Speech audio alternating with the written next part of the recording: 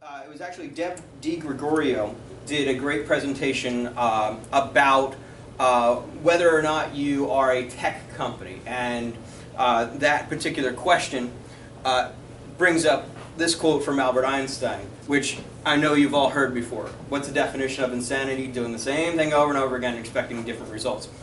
And it's a situation we all run into with our websites, with our social networking, even in our everyday marketing of our businesses. It's a common thing where we say, well, everybody else is doing this, well, maybe I should do that, and then we keep doing that same thing, and then we wonder, why aren't we getting anywhere with it? Well, what Deb had brought that was a really interesting point that I figured, how can I bring this to more people and explain her concept, and that is, are you a tech company? And you may think to yourself, whether you're a newspaper or a bank or you're doing cleanup after a storm, and you think, well, no, we're not a tech company. We work with, probably in John's case, a lot of mops and cleaning apparatus, and you say, well, how is that considered a tech company? In today's landscape, every company is a tech company. Even though your primary focus may not be technology, you need technology in order to reach the masses that are out there, because your customers are online, they're on their phones, they're on their tablets, so you have to almost function as a tech company in order to reach those particular customers. So one of the things that I really took away from the boot camp on the 9th was a few of these important bullet points. And it all comes back to, this is like marketing 101. Focus on the customer. STP, solve their problems. So know when your customer needs you. Now this is not just your average everyday marketing that you would do outside of the web. This is 360, web, radio, newspaper, whatever advertising you're doing. Know when your customer needs you. Is it something that's seasonal? Is it something that only a certain time of the month, maybe it's a middle of the month thing where people are thinking, oh, I need that particular service. So then the next thing is, once you know why they need you, when they need you, is how do they speak to you? Speak in your customer's language. So if you find that your customer base is not very tech savvy, don't be throwing a lot of techno-babble at them, that's a big problem for us, because we speak techno-babble 24/7. So for us, we have to always keep that in mind. And I'm sure a lot of you, depending upon your particular industry, you know exactly how to speak to your customer. And then this is probably going to be the key point that even throughout my whole presentation that you'll take away, and there's this one word, engage, which we're going to talk about pretty much throughout the presentation, because there's been a lot of changes as far as search engine optimization, Facebook algorithms, all these things that we were able to sit back and say, oh, no problem, I'm on Facebook, I don't have to worry about it. Oh, I've got 500 fans, everybody's going to see my message. Well, the key is understanding where they engage with you. And this probably should have been bolded and made very big, because if your customer base is on Twitter and you're putting all your focus on Facebook, you're missing them. If they're more apt to want to see a video and they're on YouTube, are you bringing that medium to Facebook or Twitter so that you're reaching them where they are? So that was one of the things that Deb was talking about that really kind of stuck out was, oh, well, duh. It's kind of like going down to the Wawa to try to reach somebody down at Serpico's. It's kind of that you're not going to reach them in the same place. So the important aspect with all of this is to move at the speed of technology. And I don't want to frighten anybody who is, I don't want to say technophobe, but maybe you're not up to speed with the latest technology and stuff. Unfortunately, or fortunately, depending upon how you look at it, that's the way it's going. That's where your customer and a lot of people have said to me, well, that's only kids. Well, that's only 18 to 25 that we have to worry about with the technology. the fastest growing number of Facebook users is 55 plus. So don't take the technology and turn it into an age thing. The technology is there for all ages.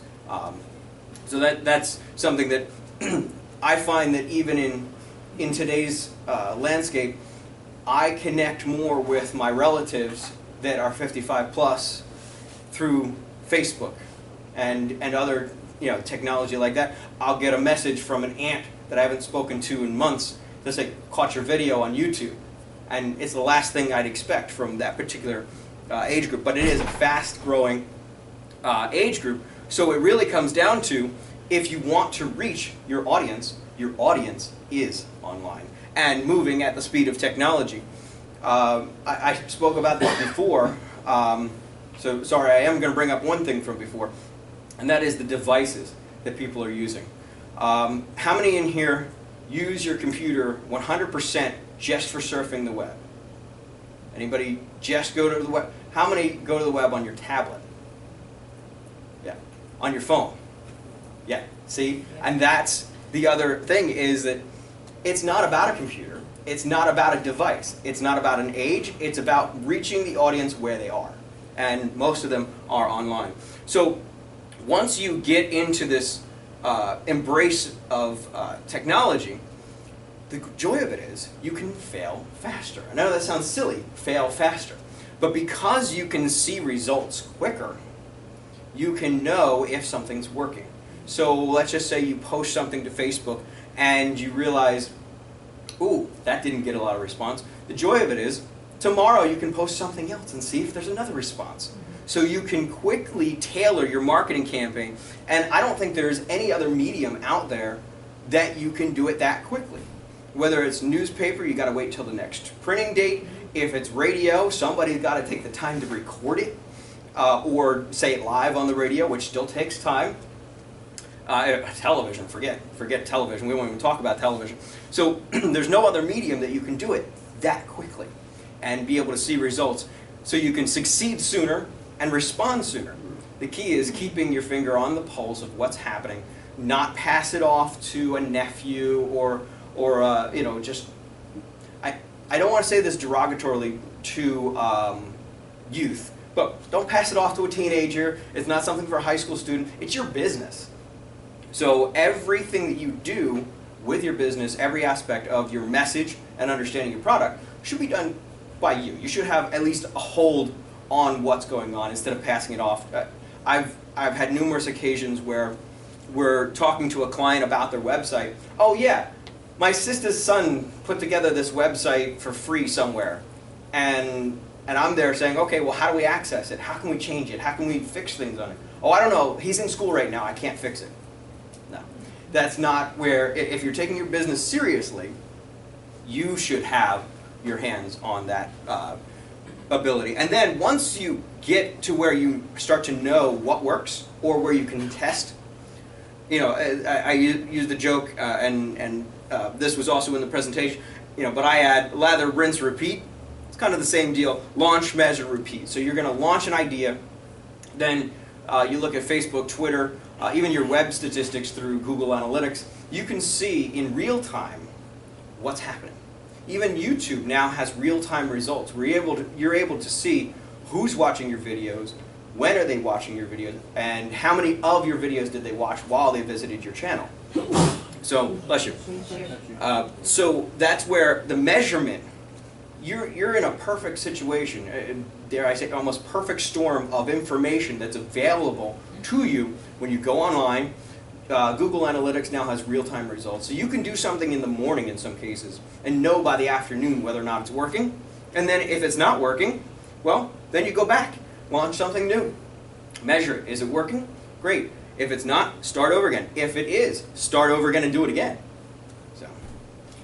So that was pretty much the overall gist of that particular presentation. Now, the boot camp, if you weren't there, I'm sorry that you weren't, because it was one of those, I left there thinking, gee, I could sit through a couple more of those presentations. It was one of those where I was so hungry by the end of the morning that I was like, okay, what's next? What's next? I immediately got back to my office and I'm like Googling presentations on YouTube and all that just to keep feeding the brain because I left there so hungry for this type of knowledge. And the whole presentation wasn't all about technology. It was about people, relationships, and obviously technology being a big part of that relationship aspect in today's landscape. So moving ahead is your website. This was the kind of the next step I felt as though it could have gone. Is, okay, you spent a lot of money for a website. Is that website working for you? And I'm just going to show some slides that are of just a little bit of a case study on how you can work smarter with your website. And some of the slides I'm going to show you are just the start of something that I hope to bring to everybody, maybe not as a presentation, but at least as a white paper, where I have taken, I have a band, and we started a Facebook fan page, we started Twitter, we did YouTube, all this stuff. So taking, and we're treating it as a business, starting at ground zero, doing all the tricks and, of the trade to build it up. So in a few weeks, I'll have some more results. I'd hope to have a little more results, but it's just one of those things that I wanted to show a full month of time, and being the short nature before today's presentation, I couldn't go over that. But when it comes to working smarter with your website, you don't want to necessarily hyper-focus on one aspect of your website. If you remember me saying before, know where your audience is engaging with you. So if they're all on Twitter, that's great. If 100% of your audience is on Twitter, by all means, focus on Twitter. But they're not. You know that they're in a wide variety of places. So don't hyper-focus on one aspect of your website, one particular social network. Be organized with what you post and when. Get your, there's two different schools of thought. One, surprise people. That's great. If you got a big announcement that's worth surprising people, that's fine. But also get people used to seeing your posts, knowing that they can start your day with a post about your business every day at 9:30, whatever the case may be. And then interconnectivity. And this is where I have some slides to show you that I've often been told by clients, well, I don't have the resources to keep updating my website every day. Well, as much as it sounds like, a 2001 Space Odyssey, letting the computer take over, we can almost do that in this day and age with the technology that's available. So this is a screenshot of the homepage of my band's website.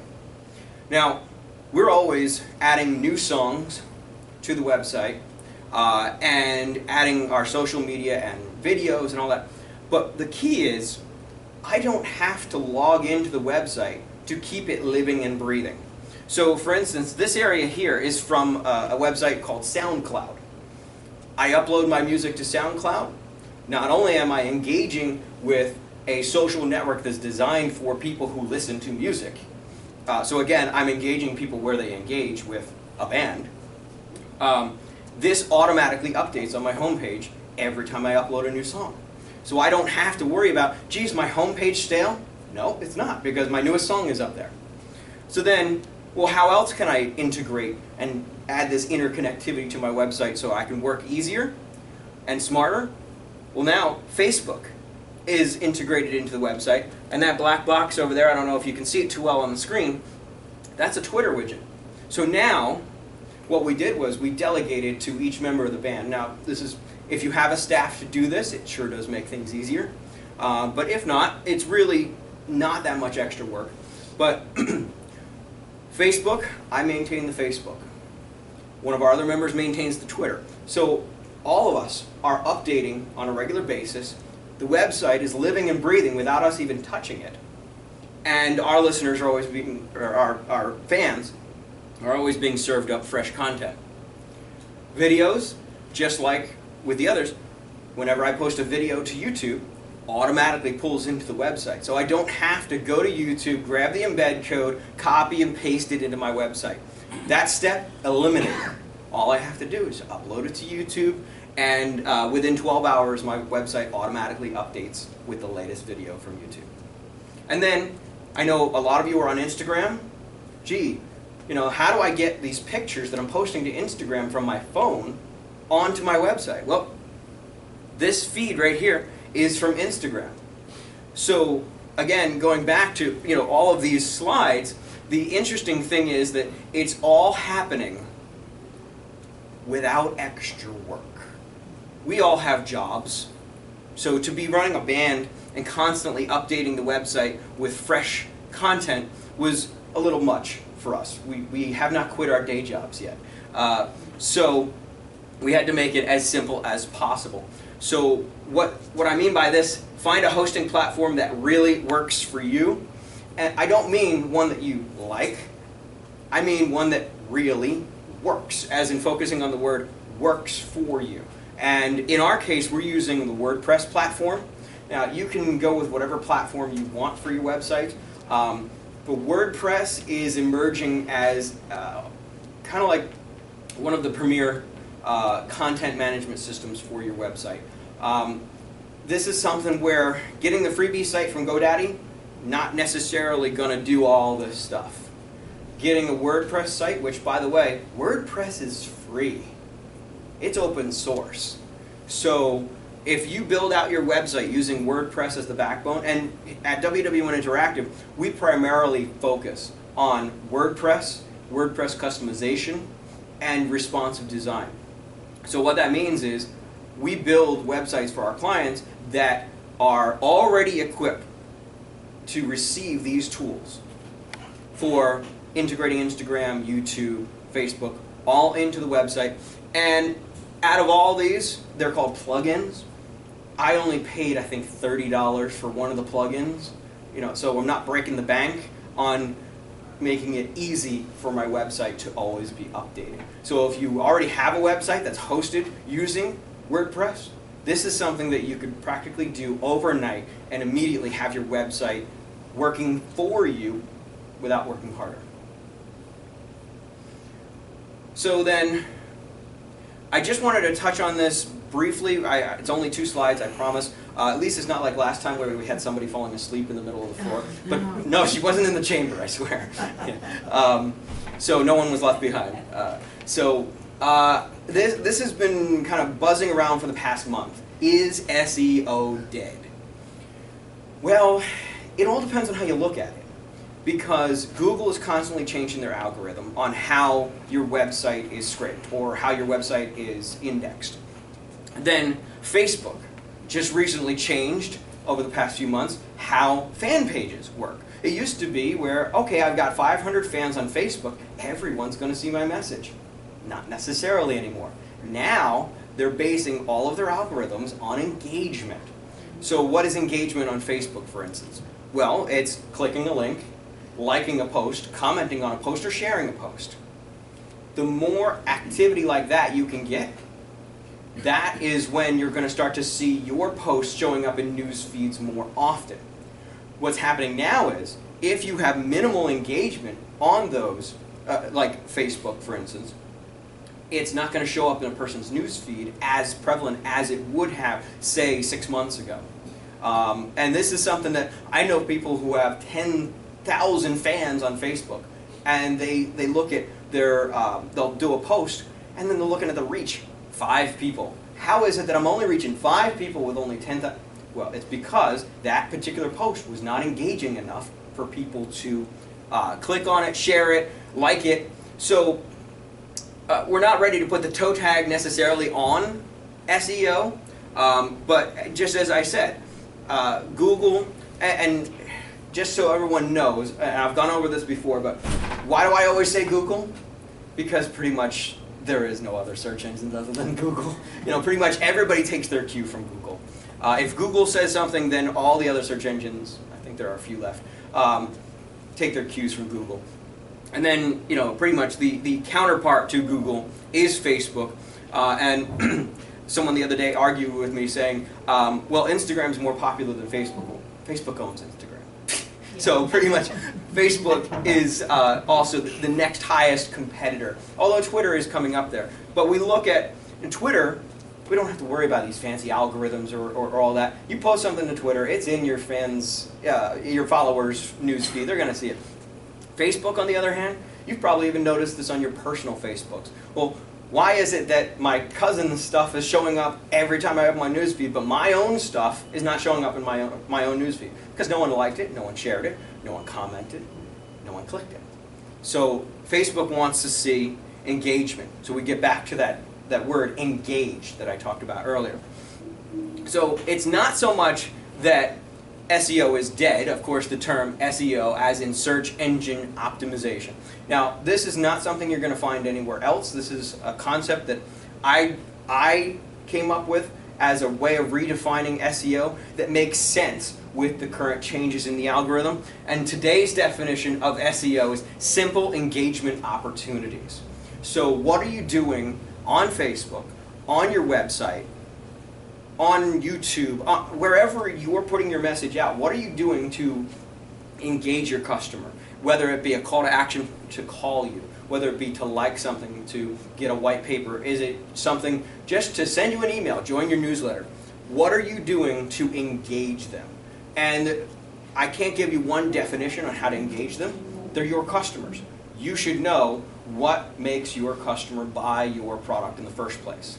So by using that knowledge, combined with the social tools at your disposal, you can easily, I love this, engage your customers.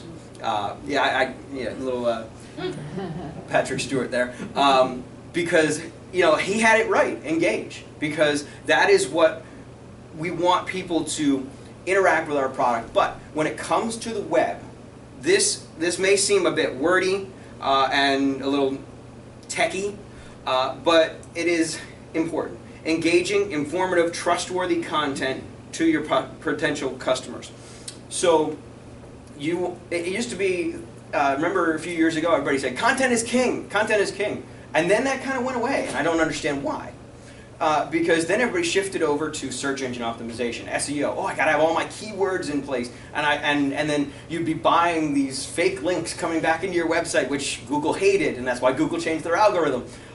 Or people would embed 1 million keywords into their page and trick Google by putting in white text so no one could see it. Yeah, like the bots can't see white text.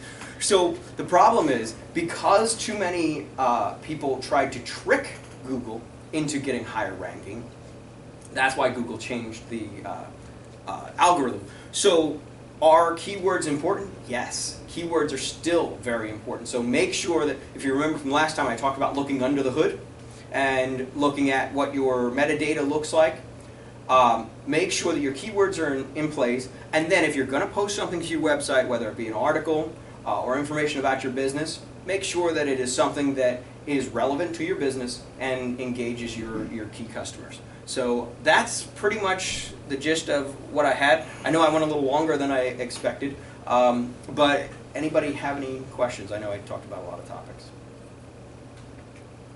Gary? WordPress. It's WordPress.com? WordPress.org, actually. .org, okay, and then you can just go in there and create a website from scratch.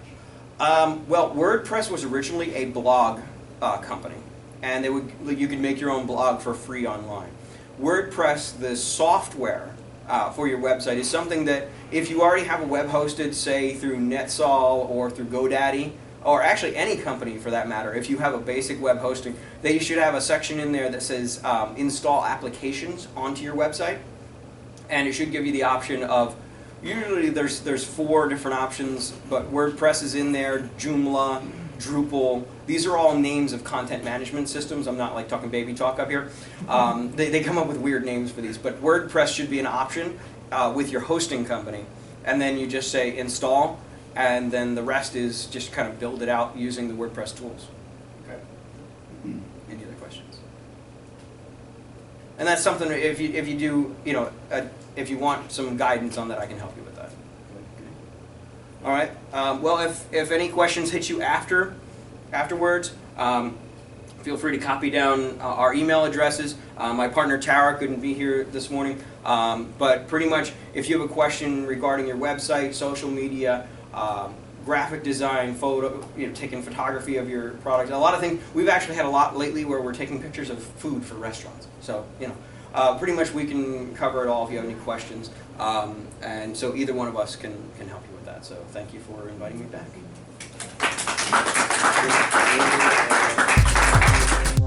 This has been a WWN Interactive video production.